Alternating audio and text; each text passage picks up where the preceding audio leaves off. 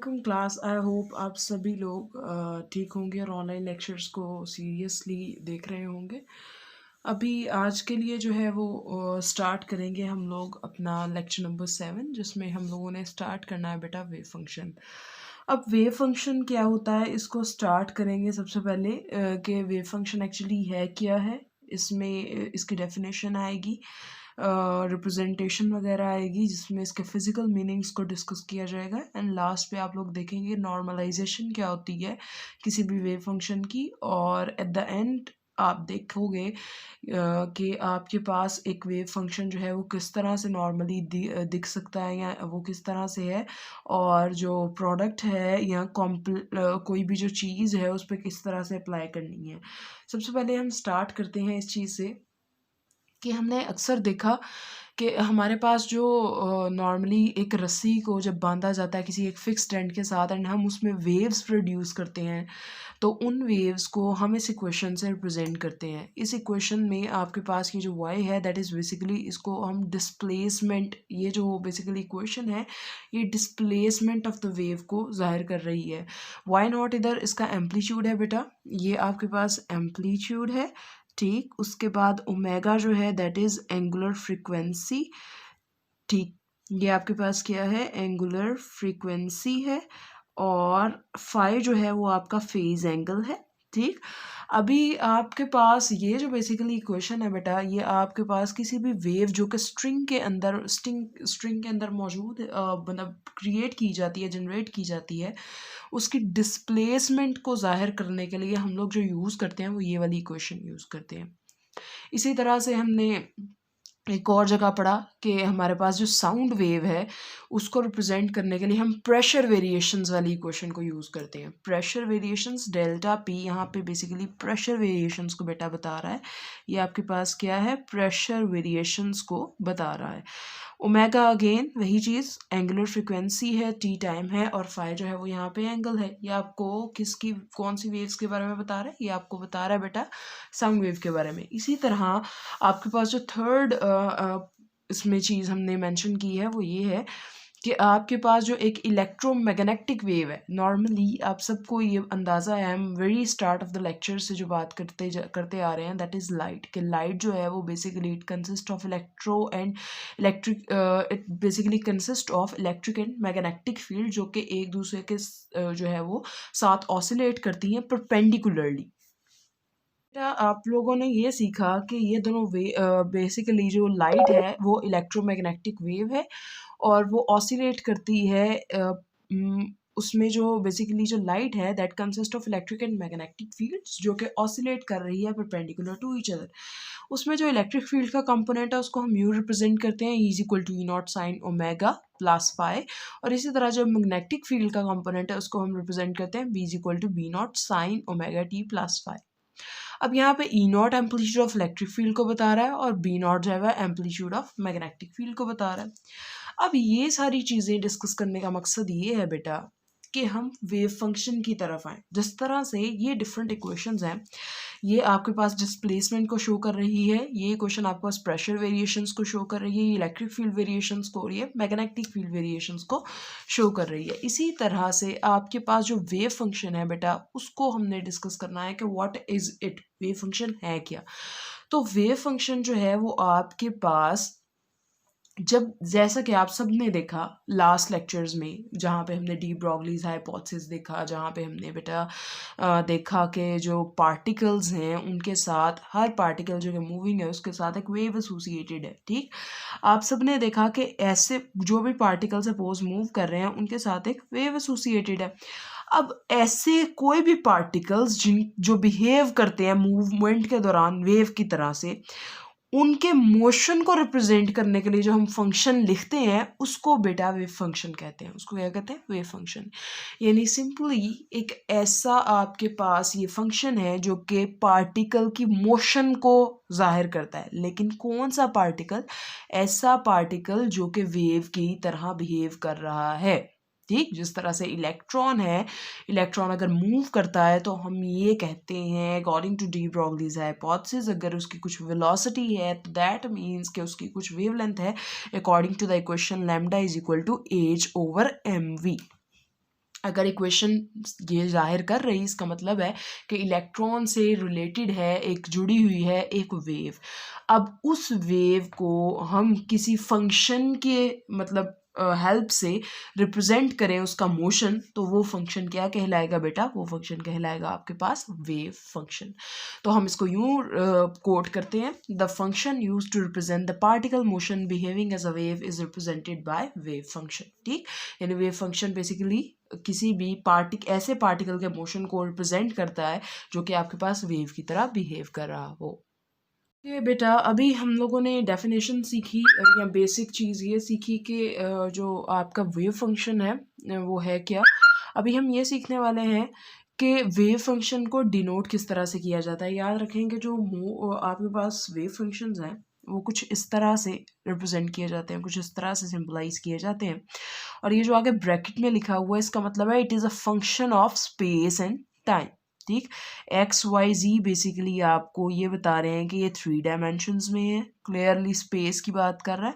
और T time इसको आप 1 डायमेंशन में भी लिख सकते हो कुछ इस तरह से करके एक्स टी, अगर ये सिर्फ एक्स एक्सिस की डायमेंशन सिर्फ 1 डायमेंशनल है तो आप इसको दोनों तरीके से देख सकते हो। इसको इस तरह से रिप्रेजेंट किया जाता है, डिनोट किया जाता है। ये वेव फंक्शन का जो सिंबल है या डिनोट उसको इस तरह से किया जाता है। उसके बाद बेटा ये एक कॉम्प्लेक्स क्वांटिटी है। कॉम्प्लेक्स क्वांटिटी होने का मतलब ये है कि इसमें कहीं ना कहीं आपके पास आयोटा शामिल होता है, कुछ इस तरह से कि suppose if this is your wave function तो ये किसके इक्वल है? Let's take an example. अगर ये इक्वल है e raise to power iota के एक्स माइनस ओमेगा टी, तो ये बेटा एक वेव फंक्शन है। आयोटा इज आपके पास इस बात को रिप्रेजेंट कर रहा है कि ये कॉम्प्लेक्स क्वांटिटी है। दूसरी चीज़ के वेव नंबर है, एक्स जो है वो आपके पास उसकी डायमेंशंस को बता रहा है, ओमेगा अगेन एंगुलर फ्रिक्वेंसी है, टी आपके पास टाइम है। सबसे पहले अब इसी चीज़ के साथ साथ चलते हैं और हम लोग इसको बताते हैं कि हमारे पास जो वेव के साथ डिस्प्लेसमेंट यानी कि वेव कितना मूव किया, कितना डिस्प्लेस की है, उसको सबसे पहले जो एक थॉट दिया या इंट्रोड्यूस किया गया था वेव फंक्शन को डिस्प्लेसमेंट कैलकुलेट करने के लिए या डिस्प्लेसमेंट को डिस्क्राइब करने के लिए, वो आपके पास अरविंद श्रोडिंगर ने किया था बेटा। आपके पास ये वो साइंटिस्ट हैं जिनकी अभी हम एक एक क्वेश्चन भी पढ़ने वाले हैं नेक्स्ट। और फिल वक्त इनकी आप इतनी कंट्रीब्यूशन याद रखें कि इन्होंने इंट्रोड्यूस करवाया था इस क्वांटिटी जिसको हम वेव फंक्शन कहते हैं। सो मेनली हम लोगों ने फिज़िकल मीनिंग्स सीखने हैं कि जो वेव फंक्शन है उसके फिज़िकल मीनिंग्स क्या हैं। आपके पास जो फिज़िकल इंटरप्रिटेशन है उस चीज़ की वेव फंक्शन की, वो सबसे पहले जो है वो मैक्स बॉर्न ने दी थी। आपके पास उन्होंने कन्वे किया था कि उन्होंने ये बात मेंशन की कि आपके पास जो वेव फंक्शन है उसके अपने कोई मीनिंग्स नहीं है। ठीक है, मतलब उसको प्रॉपर एक उसके फिज़िकल मीनिंग्स नहीं है, जबकि हमारे पास जो प्रोडक्ट है किसका? वेव फंक्शन और उसके कॉन्जुगेट का, जो उसके वेव फंक्शन और उसके कॉन्जुगेट का प्रोडक्ट है, उसके मीनिंग्स एक्चुअली हैं, उसके फिजिकल मीनिंग्स मौजूद हैं।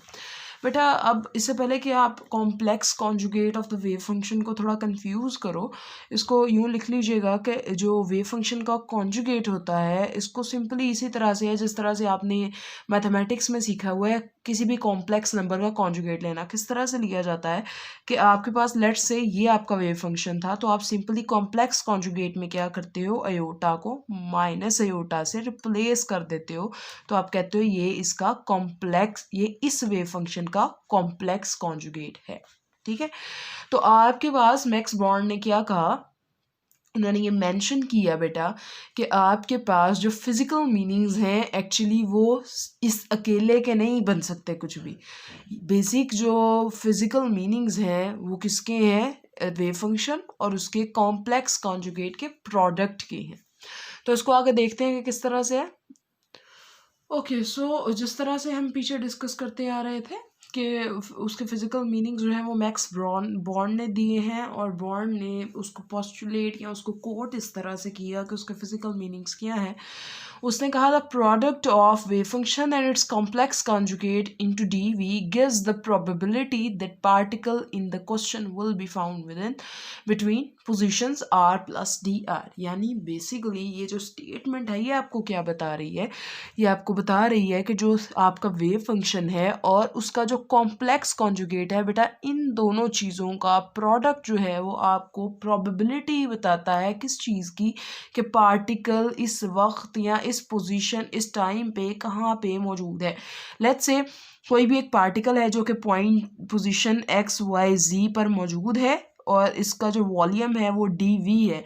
तो आप इसको आपको कहा जाता है कि प्रोबेबिलिटी फाइंड करें। तो सिंपली क्या किया जाएगा, आप वेव फंक्शन लोगे, वेव फंक्शन उसका देखोगे, वेव फंक्शन का कॉम्प्लेक्स कॉन्जुगेट लोगे, उनका प्रोडक्ट करोगे और देन आप देखोगे कि जो वेव जो पार्टिकल है वो बेसिकली इन लिमिट्स के r into and r plus d r limits के अंदर ही पाया जाएगा। यानी बेसिकली ये जो प्रोडक्ट है ये आपको बताता है कि आपके पास ये जो पार्टिकल है इसके जो लोकेशन है वो क्या है, या लोकेशन की प्रोबेबिलिटी या उसकी जो आपको पास एक प्रिडिक्शन है वो बताने के लिए हम इस प्रोडक्ट को यूज़ करते हैं।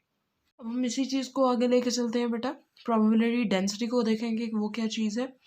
हम लोगों ने अभी बात की कि बॉर्न जो था, मैक्स बॉर्न, उन्होंने ये पोस्टुलेट किया या उन्होंने ये कोट किया बेटा कि जो प्रोडक्ट है वेव फंक्शन और उसके कॉम्प्लेक्स कॉन्जुगेट का, वो आपको प्रोबेबिलिटी बताता है कि पार्टिकल इस वक्त कहाँ मौजूद है या किन पोजीशंस के दरमियान में ढूंढा जा सकता है, या वो लोकलाइजेशन बेसिकली उसकी किस तरह से है। तो प्रोबेबिलिटी डेंसिटी एक्चुअली है क्या, it is the product of absolute value of wave function is a square of absolute value of the wave function। यानी ये बेसिकली जो absolute value, यानी absolute का मतलब it can be always positive और zero, या ये पॉजिटिव हो सकती है ये जीरो हो सकती है। तो इसका जो स्क्वायर है basically it is called probability density। अब इसको देख लेते हैं बेटा, जो प्रोबेबिलिटी है वो आपके पास इस तरह से है, आप लोगों ने अभी ऊपर बॉर्न के पोस्टुलेट में पढ़ा है कि आपके पास जो वेव फंक्शन है और उसका जो आपके पास कॉम्प्लेक्स कॉन्जुगेट है और डीवी, इन सब का प्रोडक्ट जो है वो आपके पास प्रोबेबिलिटी आपको देता है। ये बेसिकली आपको प्रोबेबिलिटी देता है, डीवी बोथ साइड्स पे मल्टीप्लाई कर लें बेटा। नेट प्रोबेबिलिटी के लिए आपको इसको इंटीग्रेट करना पड़ेगा ताकि आपको टोटल प्रोबेबिलिटी का पता चले। आप क्या कर रहे हैं, प्रोबेबिलिटी देखने के लिए माइनस इन्फिनिटी से प्लस इन्फिनिटी पे आप क्या कर रहे हैं, इसको इंटीग्रेट कर रहे हैं। नेट प्रोबेबिलिटी इसके इक्वल है बेटा, और दोनों साइड्स पे आपको पता है कि प्रोबेबिलिटी डेंसिटी किसके इक्वल है, it is equal to wave function and the product of wave function and its complex conjugate. तो हम इसको यूं लिख देंगे, minus infinity to plus infinity wave function and its complex conjugate d. ठीक, अब आपके पास थोड़ी सी हम डिटेलिंग इसकी करेंगे। डिटेलिंग में क्या है बेटा कि आपके पास अगर तो ये जो उसके square of absolute value of wave function अगर 1 होता है, अगर कहीं ये 1 के इक्वल आता है, तो बेटा इसका मतलब ये होता है कि पार्टिकल जिस जगह पे आप ढूंढ रहे हो या जिस लिमिट्स के अंदर आप ढूंढ रहे हो उधर फाइंड करने की प्रोबेबिलिटी मैक्सिमम है, यानी पार्टिकल उसी जगह पे मौजूद है। मैक्सिमम प्रोबेबिलिटी है कि उन लिमिट्स के अंदर ही आप क्या कर सकते हो, पार्टिकल को फाइंड कर सकते हो। लेकिन अगर बेटा आपके पास इनका जो square of the absolute value of wave function है, स्क्वायर है किसका, absolute value of wave function का, बाहर से पढ़ना शुरू कीजिएगा, square of absolute value of wave function अगर 0 के इक्वल होता है बेटा, तो उस जिन लिमिट्स में आप फाइंड आउट कर रहे हो पार्टिकल्स को, सपोज आप जो है वो माइनस इन्फिनिटी से 0 में फाइंड आउट कर रहे हो, ठीक है, और इसके लिए आपके पास जो है ये 0 आ गई है वैल्यू। इसका मतलब है कि आप इन लिमिट्स के अंदर जो पार्टिकल को फाइंड करने की प्रोबेबिलिटी है वो मिनिमम है। या तो प्रोबेबिलिटी की वैल्यू 0 हो सकती है या पॉजिटिव हो सकती है, it can never be negative. Absolute है तो दैट मीन्स कि पॉजिटिव वैल्यू आएगी। ओके, तो अगर 1 होगी तो प्रोबेबिलिटी मैक्सिमम है, अगर 0 होगी इसकी वैल्यू तो प्रोबेबिलिटी पार्टिकल को फाइंड करने की जो है वो आपके पास मिनिमम है। लास्ट इस टॉपिक से रिलेटेड हम थोड़ा सा देखने वाले हैं बेटा, ये आपके पास है नॉर्मलाइजेशन क्या होती है। जब भी हमारे पास हमें किसी भी वेव फंक्शन को देखना हो तो हम नॉर्मली कहते हैं कि जो वेव जो वेव फंक्शन है that must be normalized one, ठीक है। तो नॉर्मलाइज करना या नॉर्मलाइजेशन होती क्या है? नॉर्मलाइजेशन बेटा बेसिकली किसी भी पार्टिकल को अगर फाइंड करने की जो प्रोबेबिलिटी है वो वन हो जाए, यानी वन के इक्वल आ जाए, तो आप इसको कहते हो कि this is basically called normalization condition. जिस तरह से हम लोगों ने ऊपर देखा है यहाँ पे बेटा कि जो आपकी प्रोबेबिलिटी है, नेट प्रोबेबिलिटी, वो किसके इक्वल है? Minus infinity to plus infinity wave function into complex conjugate of that wave function into dv. अगर ये इंटीग्रल जो है आपके पास अगर ये वन के इक्वल आता है बेटा, तो इसका मतलब डायरेक्टली ये बनता है कि आपका जो वेव फंक्शन है that is normalized wave function, और इस कंडीशन को आप कहते हो नॉर्मलाइज्ड कंडीशन। अब इसी को लेते हुए आगे चलते हैं। हम लोगों ने एक एग्जाम्पल, एक जनरल सा देखना है बेटा, उसको देख लीजिएगा। आपके पास स्टार्ट करते हैं एग्जाम्पल यहाँ से। आपके पास मैंने देखा कि एक वो वेव फंक्शन कोई भी लेट कर लें, दिस इज जस्ट बेसिकली कि मैं इसका ओवरऑल एक आपको बता रही हूँ कि किस तरह से ये आ रहा है, ठीक है।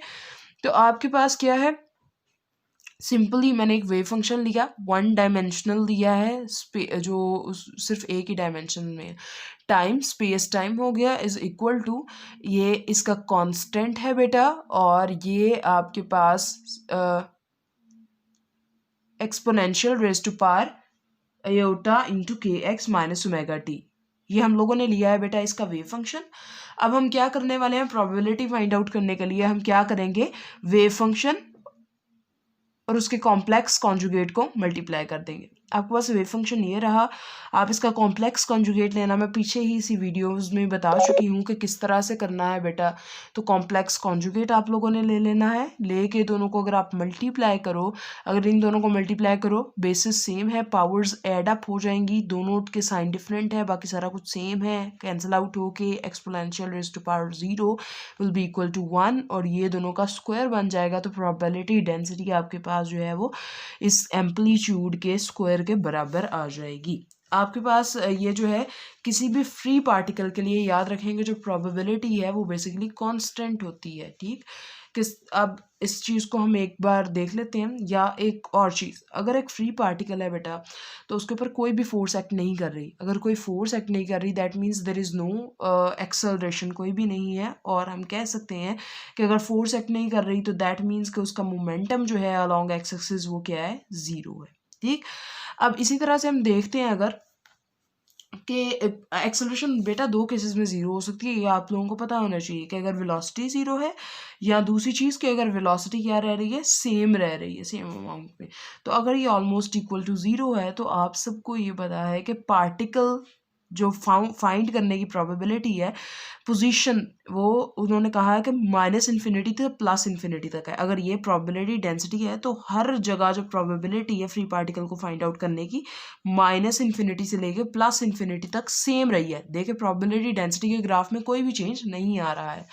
तो आपके पास हम लास्ट इस चीज़ से ये कंक्लूड करते हैं कि अगर हम हेज़नबर्ग्स अनसर्टेनिटी प्रिंसिपल के की मतलब इसको यहाँ से प्रूव करने की कोशिश करें, तो एक चीज़ मैंने यहाँ पे मेंशन कर दी है कि फ्री पार्टिकल्स का आपके पास जो अनसर्टेनिटी इन मोमेंटम है वो ज़ीरो है। तो अगर अनसर्टेनिटी इन मोमेंटम ज़ीरो है तो ऊपर वाली स्टेटमेंट या ऊपर वाला ग्राफ आपको ये भी बता रहा है कि जो पोजीशन है अनसर्टेनिटी इन पोजीशन वो इन्फिनिटी है। दैट मीन्स इस जो एक ओवरऑल आपने चीज़ की है, इससे आपको हेज़नबर्ग्स अनसर्टेनिटी प्रिंसिपल का भी एक प्रूफ मिल गया है। हम लोगों ने जो अपना वेव फंक्शन है उसका टॉपिक कवर कर लिया है। लास्ट में मैंने आपको बेटा एक एग्जांपल समझाई है और वहाँ से मैंने जनरली आपको हेज़नबर्ग्स अनसर्टेनिटी प्रिंसिपल को रिलेट करने की कोशिश की है, उसको देख लीजिएगा एक बार।